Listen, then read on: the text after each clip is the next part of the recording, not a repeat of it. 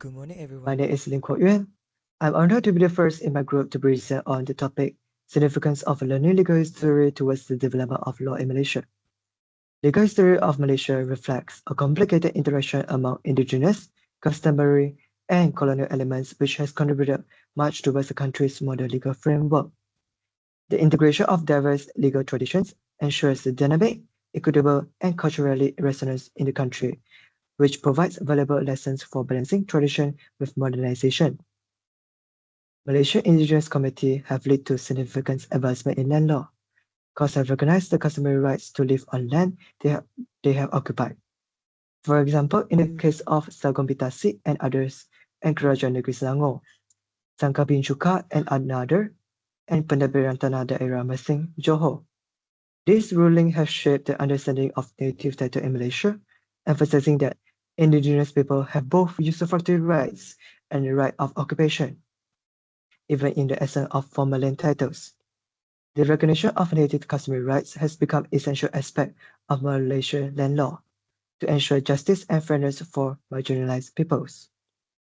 Aboriginal legal history also influenced the development and fine-tuning of policies and laws. For example, the Aboriginal Peoples Act, 1954. It also plays a crucial role in bringing domestic law in line with international standards. For example, Malaysia, by being a signatory to the United Nations Declaration on the Rights of Indigenous People and United Nations Sustainable Development Goals. Recognition of legal precedents along with adjustment to international standards allowed Malaysia to engage in building a more just and inclusive society. Furthermore, Aboriginal legal history has also spurred the development of more inclusive policy towards the Aborigines' education. For example, Section 17, Subsection 1 of the Aboriginal People Acts provides no Aboriginal child shall be precluded from attending school. Malaysia government also made the first step of integrating Orang Asli's education to mainstream education in 6 Malaysia Plan. The 10 Malaysia Plan also developed a special model school. Moreover, Article 26 of the Indigenous and Tribal Peoples Convention 1989 provides indigenous people have the same opportunity to obtain education. This is all from me. Thank you.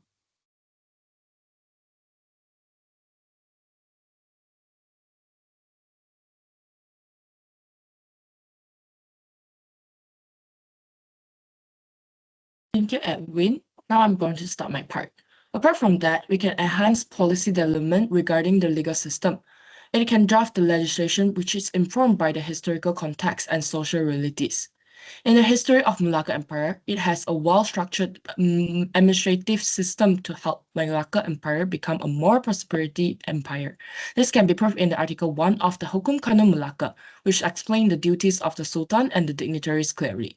In fact, it is great to know that well-organized administrative legal system has become a foundation to shape the legal system nowadays. For example, the position of Bendahara is now well known as the Prime Minister. In addition, Malacca Empire has its own law to remain systematically in the administration system, such as Hukum Kamil Malacca and Undang-Undang Laut Malacca. This legal code has become the foundation of the current law in Malaysia. This can be proved as Malaysia has established the highest law, which is the Federal Constitution, which is the supreme law according to the Article 4, Clause 1 of the Federal Constitution. Malaysia also established the Penal Code, which codified criminal offences and procedures in Malaysia. Other than that, the Contract Act 1950, which governs the formation and discharge of the contracts, also been established. By way of explanation, these current laws had identified areas which needed to be reformed from the legal codes in Malacca Empire. Additionally, Malacca Empire stayed in its heyday due to many factors. For example, the loyalty of the people. They trust that Durhaka or treason was forbidden in any circumstances. Nowadays, Malaysia citizens will also be loyal to the Yang di-Pertuan Agong, which is known as YDPA, according to the Section 121 of the Penal Code, which stated that all Malaysians must be loyal to the YDPA. Another factor is Malacca has excellent rulers. For instance, Sultan Mansur Shah is one of the intelligent rulers. He used marriage alliance between princesses of Malacca and the rulers of conquered states to strengthen Malacca's control. While this experience had given inspiration for the rulers in Malaysia, nonetheless, there are ample factors which led to the decline of Malacca Empire. Besides the insufficient of bendahara, corruption is also the major issues. The official at the port started to impose high taxes. To solve this kind of issue in nowadays, Malaysia had established Malaysia Anti-Corruption Commission Act 2009, MACC Act 2009, as a robust framework to prevent corruption in Malaysia. The legal history of Malacca Empire had brought ample of significance to the development of law in Malaysia. The administrative system, legal codes, as well as the heyday and downfall of Malacca Empire had played a vital role in shaping the legal system nowadays. Therefore, the stability of community in Malaysia had maintained. Hello, I'm Kendrick Wong Han Long, and I will be discussing the significance of learning legal history towards the development of law in Malaysia and implication towards customary law in Malaysia. I will be discussing the part the British colonization. First, the role of the first Charter of Justice 1807. Its function was to address inconsistency in legal system and establish a structured legal framework that could balance both English law and local custom in British-controlled territories to prevent the local dissatisfaction. The reason was because the application of English law was without formal consideration of local customs or societal norms. Second was because the local legal system were highly fragmented and largely oral. This has been proven in the case of Apfel and Kahim. 1797. The case shows the challenges in applying British legal principle in local disputes before the introduction of the first Charter of Justice 1807. The punishment was considered too lenient comparing to the customary punishment. Second, integration of English common law was to address gaps in local laws and provide a consistent framework for resolving disputes, especially in areas where local customs were silent about. The reason was because local legal system focused primarily on customary and Islamic law. This make it lack provision for evolving issues like a complex contract. This has been proven in the case of Nafsia and Abdul Majid. 1969. This case showed the contrary of English law and Islamic law. As being forced into a contract, consider the contract voidable, but is not according to the Islamic law. Third, preservation of customary and Islamic laws was to enable a pluralistic legal system and help reduce conflict and resistance during British governing, especially in most religious and custom matters. The reason was for political and social stability, as there would be less resistance from the locals, and was for pragmatic governance, as applying English law in all areas would be seen as impractical and unnecessary, as the local law have already addressed the resolving disputes and it was not contrary with the English law. Monk and Daeng. 1935. The court upheld the validity of Adat law.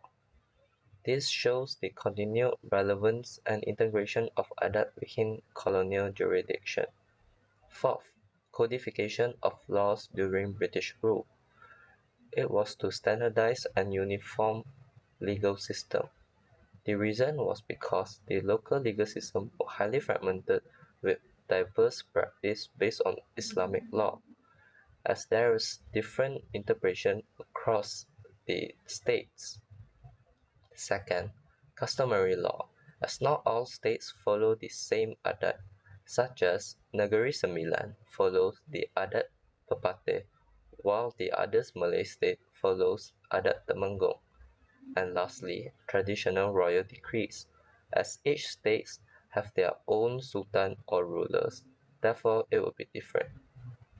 Hence, to standardize it, the British introduced the Penal Code 1871 to ensure consistency and uniformity in criminal cases. Other than that, the British also introduced the Evidence Act 1893. It laid out the rules of admission and handling of evidence in court. That's all from me. Thank you. Good day, madam. I'm Laksita. Now I will continue about customary law in Malaysia. Customary law in Malaysia plays a pivotal role in shaping the nation's legal framework, reflecting its rich cultural diversity and historical evolution.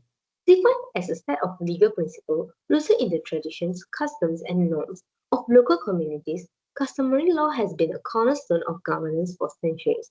It embodies the lived experience of various cultural groups integrating their values into a cohesive legal system. In Malaysia, there are several types of customary law, each unique to its own community. First of all, we have Malay customary law, or known as adat. It's one of the most prominent forms. It is divided into two distinct systems as adat Pepatih and adat Temenggung. Adat Pepatih, practiced predominantly in Negeri Sembilan, is a matrilineal system emphasizing communal property ownership and collective decision making. For example, in the case of Salim bin Haji Muhammad and Kamisa binti Mak Said in the year of 1992, the court recognized the role of adat Pepatih in inheritance matters. On the other hand, we have adat Temenggung, which is widely followed in other Malay states. It's a patriarchal and incorporates Islamic principles. The integration of Islamic elements is evident in cases like Sheikh Abdul Latif and others, and Sheikh Elias Bab in the year of 1950, where Islamic jurisprudence influenced inheritance practices. Next, Hindu customary law. Another key element of Malaysia's legal history was significant before the widespread adoption of Islam. This body of law, derived from the Dharma Sastras and Dharma Sutras, influenced governance, family matters, and inheritance law. In the case of Chua Moini and Palaniappan, in 1967, the court validated a marriage conducted under Hindu right, showcasing the historical coexistence of customary law with statutory system. Similarly, with the case of Fred Ratnam's estate in 1953, highlights the enduring legacy of Hindu principle succession method. Chinese customary law, brought by immigrants, also contributes to Malaysia's legal landscape. Rooted in Confucian values, it emphasizes family-centric practices and informal governance mechanisms. For example, in the case of Ng Wan Chan and Ting Kang Sui in the year of 1991, the court acknowledged Chinese customary marriage practices, underscoring their integration into the formal legal system. At last, we have the native customary law, practiced in Sabah and Sarawak. It's a distinct due to its oral tradition and community-based values. It protects the rights of the indigenous peoples, particularly in land disputes. Landmark cases such as Superintendent of Lands and Surveys, Miri Division, and Madeli bin Saleh in the year of 2007 upheld ancestral land claims based on native customary rights, as enshrined in Article 161A of the Federal Constitution. Similarly, the case of Noh Nyawai and others and Borneo Pork Plantation Sendirian Berhad and others in the year of 2001 emphasized the importance of customary laws in safeguarding indigenous land rights. The significance of customary law lies in its ability to bridge cultural heritage with the modern legal system. It not only preserves Malaysia's rich tradition, but also promotes inclusivity and sustainable governance. Cases like Sagung Bitasi demonstrate how customary principles can be effectively incorporated into modern law, recognizing the rights of marginalized communities. At last, customary law remains a vital component of Malaysia's multicultural legal framework. By integrating traditional practices with contemporary principles, it ensures a dynamic and responsive legal system that honors the nation's diverse heritage while meeting the needs of its people.